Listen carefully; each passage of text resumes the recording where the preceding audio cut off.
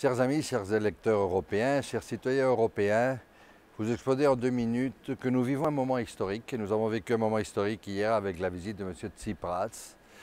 Et M. Tsipras a eu quand même, et à la demande et ténacité de mon groupe ALDE, des démocrates et libéraux, fait enfin un geste démocratique réel, c'est qu'il est venu au Parlement européen exposer ses idées. Parce que dans son pays, on l'a voté très démocratiquement pour qu'il gouverne démocratiquement. Et ce qu'il a fait, c'est pas gouverner du tout, sinon essayer d'établir des défis à l'Europe. Et il a fini par manipuler certaines procédures. Mais sur ces aspects-là, nous sommes passés hier, les parlementaires, assez tièdement pour ne pas ouvrir des blessures, mais au contraire les cicatriser. Il a prouvé, à mon avis, un certain manque de sérieux en menant à mon avis, de façon inopportune, des revendications historiques de l'époque des guerres, en rappelant tout ce qui doit être fait en Grèce comme si lui n'était pas le Premier ministre, just do it, comme on lui a dit.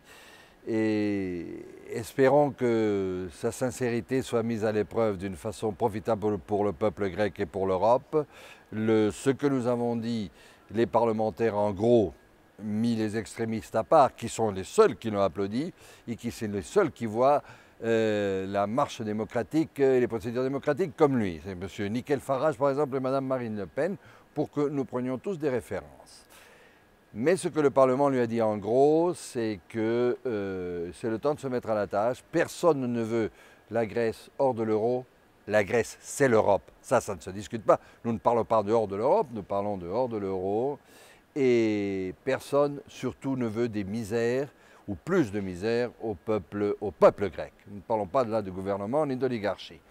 Alors nous lui avons dit qu'il faut qu'il se mette à la tâche, qu'il faut qu'en effet il donne des projets concrets avec des deadlines, c'est-à-dire à terme, avec des vérifications de ceux qui allons les appuyer, une vérification dynamique que les objectifs sont obtenus,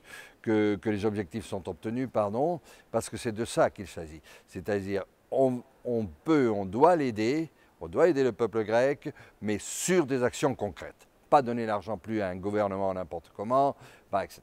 Alors il y a le problème bien sûr de l'abandon de certaines parties de la dette qui à mon avis est un petit peu inévitable, mais ça peut se dissimuler, ça peut s'arranger, on peut prolonger les délais, etc. Il faut surtout qu'il soit sérieux en proposant des choses très concrètes.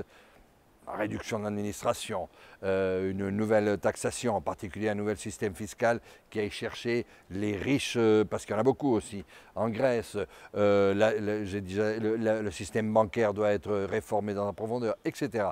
Il a ses chances et nous voulons qu'il reste en Grèce. Et une chose, que la Grèce reste dans l'Europe. Et une chose surtout doit être très claire. C'est la solidarité, l'Europe. Il n'y a pas de doute, mais c'est la solidarité entre les citoyens, où qu'ils soient. Et peut-être, et on peut, pour certains qui voient l'Europe en fonction de peuple, c'est aussi la solidarité en fonction de peuple. Et c'est pour ça que ça ne va jamais manquer, mais il a l'option, lui, de le faire, soit de façon structurée, en établissant une nouvelle Grèce qui sera prospère dans le futur, soit notre aide devra être de l'aide humanitaire, de l'aide ciblée sur les plus miséreux, les plus laissés pour compte en Grèce. L'Europe là ne va pas faillir, mais on voudrait surtout ne pas faillir pour aider.